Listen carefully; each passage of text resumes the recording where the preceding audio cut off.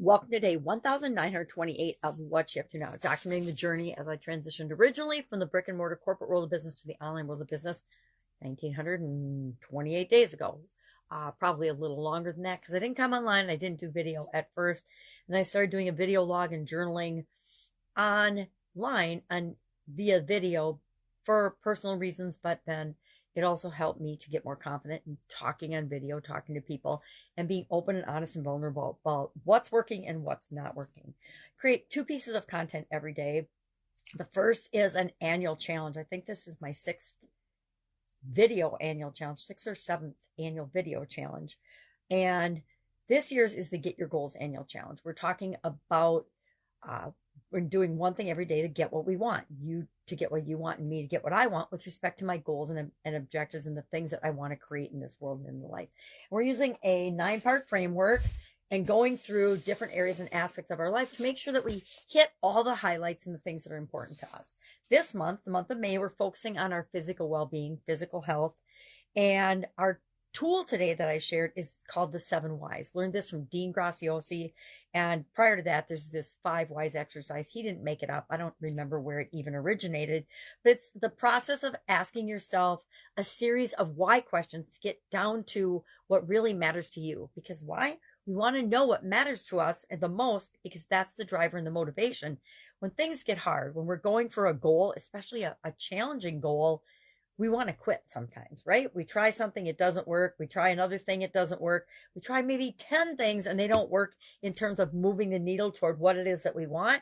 And so it's human nature to want to quit and try. Think of New Year's resolutions and how many people set New Year's resolutions, but quit like within, I think statistically 90% of people give up on their New Year's resolutions within 2 weeks of the new year. Same thing is true of goals. We need to have something that drives us and motivates us. And one of the best ways I found is by using this 7 Whys exercise. So our question today was, why do I want physical well-being? Why do I want physical health? And then we answer that. And then we ask, well, why do we want that? Why do we want that? For a series of 7 Whys down. And we get at what is our core driver? What is the thing helps us to get at our core beliefs that really motivates us and will keep us moving toward achieving that goal, even when things don't go our way or it gets challenging or hard. So I did that and I shared an example with the group in our Get Up and Go private Facebook group, also in the Get Your Goals annual challenge video and page. So if you want to see the details of that, you can check that out. We also and it was kind of a fun one today. I've never really used or heard this one. Idiom for supersize your business was storm in a teacup. And there's a lot of different versions of this particular idiom. That's the British version of it. There's the tempest in a teapot, which is the American version. Then there's a whole lot of other ones in different languages. And it reminds me of the making a mountain out of a molehill and why we don't want to do that, why we don't want to exaggerate and make things bigger problems than they have to be. So we talked about different ways that we experience that in our businesses and then things that we can do to prevent ourselves and other people in our organization from doing that. Why? Because guess what? The world is going to dish you up plenty of problems and plenty of challenges, and some of them are going to be huge. So the last thing you want to do is every little challenge that comes your way, make it a great big, hairy, audacious, bad thing, because then it's like the little boy that cried wolf. Pretty soon people won't take you seriously because they know that you blow things out of proportion. So when a big thing comes along, you're going to be in trouble. So we talked about that today.